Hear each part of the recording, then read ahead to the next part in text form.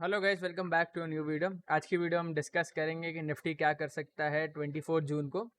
और कल रहेगी सेंसेक्स की मंथली एक्सपायरी, तो हम ऑप्शन भी देखेंगे, ऑप्शन चेन स्टडी करेंगे सेंसेक्स का कि क्या लगता है कि मूव आएगा कोई कि नहीं आएगा। प्लस कल निफ्टी के लिए जो इम्पोर्टेंट लेवल है, जो जिस लेवल के ऊपर एक अच्छा मोमेंटम या जिस लेवल के नीचे एक अच्छा मोमेंटम निफ्टी में आ सकता है, वो भी लेवल्स में बताऊंगा। फिर हम लोग मैक्रो इकोनॉमिक फैक्टर्स भी स्टडी करेंगे। गाइस, एक और चीज़ बोलना चाहूँगा, मेरा एक व्हाट्सएप पर प्रीमियम ग्रुप है जहाँ डेली हम मैक्रो इकोनॉमिक्स फैक्टर के बारे में बताता हूँ, कौन सा सेक्टर आउट परफॉर्म करेगा, स्टॉक आइडियाज़ देता हूँ। मैं कोई सेबी रजिस्टर्ड एनालिस्ट नहीं हूँ, लेकिन जो मेरे आइडियाज़ रहते हैं मैं वो उस पर शेयर करता हूँ। अगर आप लोग को वो ज्वाइन करना है तो सिंपली मेरा कमेंट सेक्शन या डिस्क्रिप्शन में ईमेल रहेगा। आप सिंपली उसको उस पर ईमेल कर दो मुझे, यूट्यूब का सब्सक्राइब करके स्क्रीनशॉट, मैं आप लोग को ऐड कर दूंगा। तो चलते हैं वीडियो में। कल के लिए सबसे ऊपर जो इम्पोर्टेंट लेवल है वो 25,000 का है।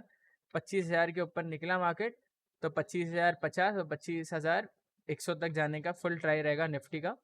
और नीचे में जो लेवल इम्पोर्टेंट है वो है 950 का।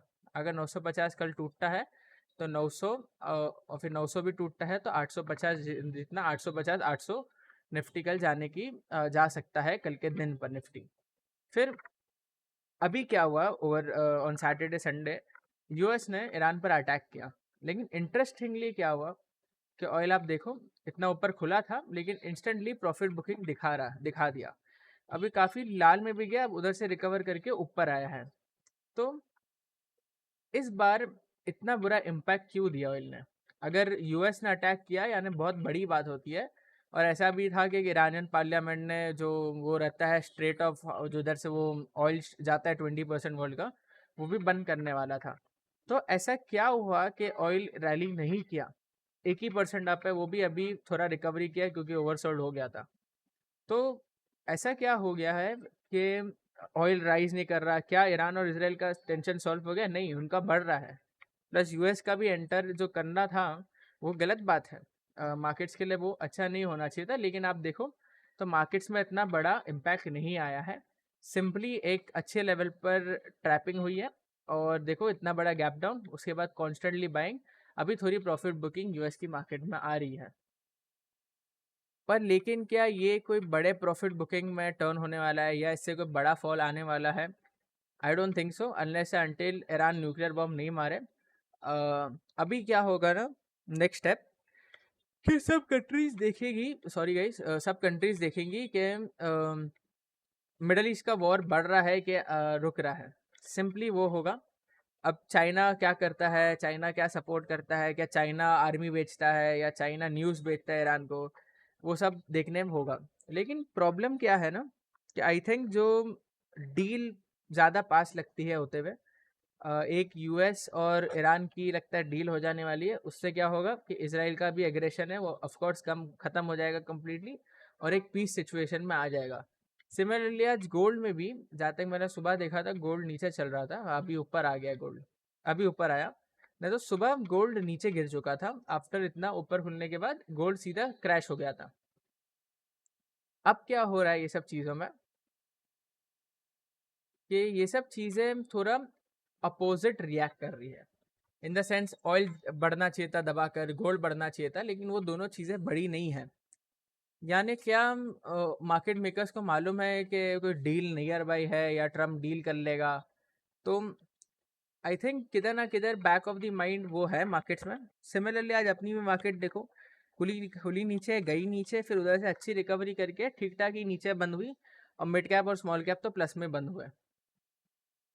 तो क्या ये प्रेशर जो है वो सिर्फ टेम्पररी है? हो सकता है शॉर्ट कवरिंग हो जाए। तो ये सब चीज़ें ये हफ्ते के लिए बहुत इंपॉर्टेंट रहेंगी क्योंकि मंथली एक्सपायरी भी है।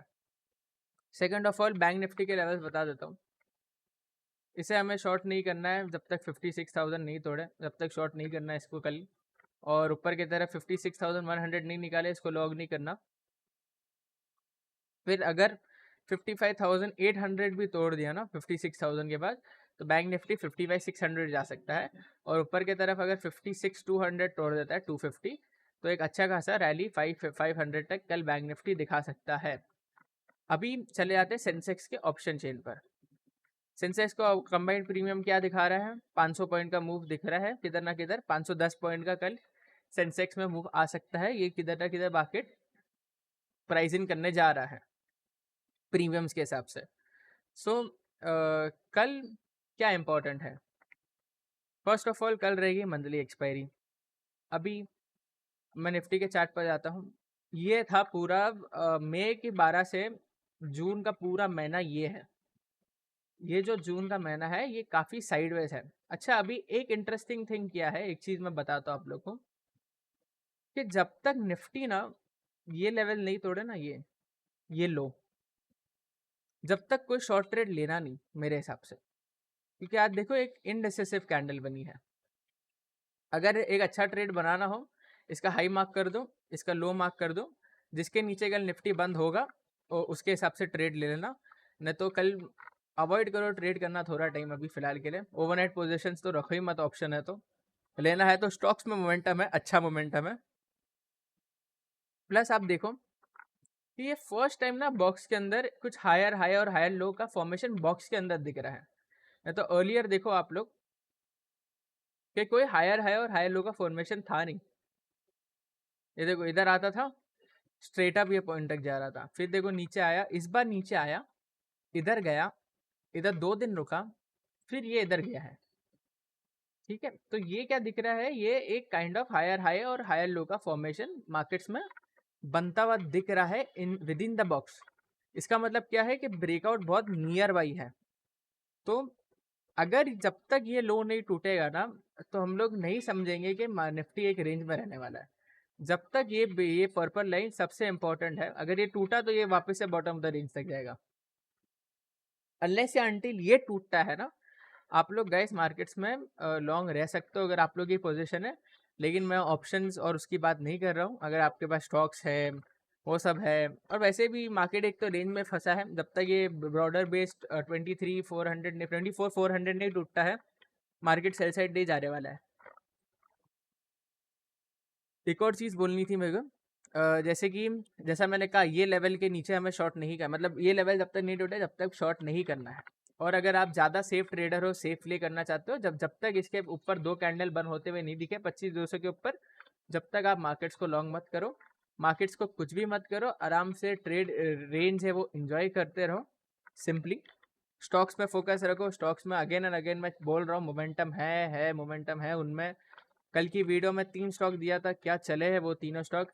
आज देखो 6% अप था GRSC, चंबल 2.2% अप था, इंजीनियर्स इंडिया 3.5% अप था। तो स्टॉक्स में अच्छे खासा मोमेंटम स्टॉक्स के अंदर है rather then in on the indices. तो ये चीज़ होते हुए दिख रही है। सेकेंड ऑफ ऑल गाइज, ये सबसे जो मैं बोल रहा हूँ वो इम्पोर्टेंट पॉइंट यही है आपके लिए ये हफ्ते के अंदर, जब तक ये लो नहीं टूटे आप लॉन्ग पोजीशंस में रहो। मंथली एक्सपायरी है, शॉर्ट्स कटने हैं, और शॉर्ट्स अगर कटेंगे तो मार्केट 25,200 के भी ऊपर चले जाएगा। और गलती से थर्सडे के पहले 25,200 के ऊपर चला गया ना मार्केट, फिर ये रुकेगा नहीं मार्केट, ये फिर बहुत ऊपर जाएगा। अब आज इनमें उसके लिए बहुत सारे रीजंस हैं। आप जैसे देखो डॉलर इंडेक्स स्ट्रेंथ बना रहा है, मैं आप लोगों को कह रहा था ना, लगता है डॉलर इंडेक्स ने बॉटम बना दिया है। तो ऐसा लग रहा है डॉलर इंडेक्स का बॉटम बन गया फॉर द टाइम बिंग। तो अभी एटलीस्ट ये 102 103 जाने का भी ट्राई कर सकता है। तो सिंपली क्या हो रहा है ना, कि ये सब चीज़ें सही रिएक्ट नहीं करी है on the US attack of Iran. अगर US ने अटैक करा तो डॉलर को वीकन होना चाहिए था, क्योंकि डॉलर से विश्वास उठ जाना चाहिए था लोगों का। बट उल्टा ये तो स्ट्रेंथ बना रहा है। ऐसा क्यों हो रहा है नहीं मालूम हमें, maybe there is some kind of news, हमें नहीं मालूम वो सब चीज़ें। डिफेंस सेक्टर काफ़ी अच्छा चल रहा है, आप लोग इन्वेस्टेड रहो जब तक ये वॉर लाइक सिचुएशन है। प्लस मैं दूसरा सेक्टर्स के ऊपर भी बोल लेता हूँ। मिड कैप्स में भी अब देखो एक लिक्विडिटी स्वीप हुआ है, डबल बॉटम भी दिख रहा है फिलहाल के लिए। तो अच्छा ही रहेगा जब तक ये लो नहीं टूटे, और सबसे इम्पोर्टेंटली 56,000 नहीं टूटे जब तक शॉर्ट नहीं करना है। हाँ 2,000 पॉइंट दूर है, लेकिन डेफिनेटली एक अच्छा सेफ गार्ड है ये सेक्टर। दूसरा जो सेक्टर है वो है हमारा small cap. Similarly small cap में भी सेम चीज़ हुई है, एक लिक्विडिटी स्वीप दिख रहा है। हो सकता है ये अभी 19,000 जाने की तैयारी कर रहा हो। और तीसरा सेक्टर जो है वो एफएमसीजी अभी भी लोअर रेंज पर ही ट्रेड कर रहा है। आई डोंट नो इसका कब ब्रेकआउट आएगा, कब चलेगा। फिर ऑटो इंडेक्स जब तक ये ट्रेंड लाइन और 24,100 के ऊपर नहीं निकले लॉन्ग मत करना। अगर निकल जाएगा तो बहुत बड़ी रैली करेगा, लेकिन जब तक वेट एंड वॉच करो ये सेक्टर में। Nifty junior similarly mid cap के जैसे ही सेटअप है, डबल बॉटम दिख रहा है, कुछ लिक्विडिटी स्वीप होती भी। आई थिंक अगर ये इसके ऊपर निकल जाए 67,700 के, तो बहुत अच्छा खासा 69,000 70,000 तक जाने की ताकत रखता है निफ्टी जूनियर का इंडेक्स। फिर आ जाता हूँ रुपी के ऊपर। रुपी आज डेफिनेटली स्पाइक होना ही था, क्योंकि जो वॉर हुआ था हमारे रुपी को स्ट्रेंथन होते जा रहा है। लेकिन लाइकली क्या है कि आरबीआई स्टेप इन करे, इंटरवीन करे। अगर आरबीआई आके इंटरवीन करेगा, वापस से आरबीआई मेक श्योर करेगा कि रुपी 84 85 के ऊपर आ जाए। तो देखते हैं क्या होता है। अगर वैसे चीज़ें हो जाती है तो बहुत अच्छी बात है। अगेन एंड अगेन बोल रहा हूँ, स्टॉक्स में अच्छा मोमेंटम है, तो बने रहो स्टॉक्स के अंदर, अच्छे स्टॉक्स लो। और वीडियो अच्छी लगी है तो लाइक और सब्सक्राइब कर देना। Thanks for watching.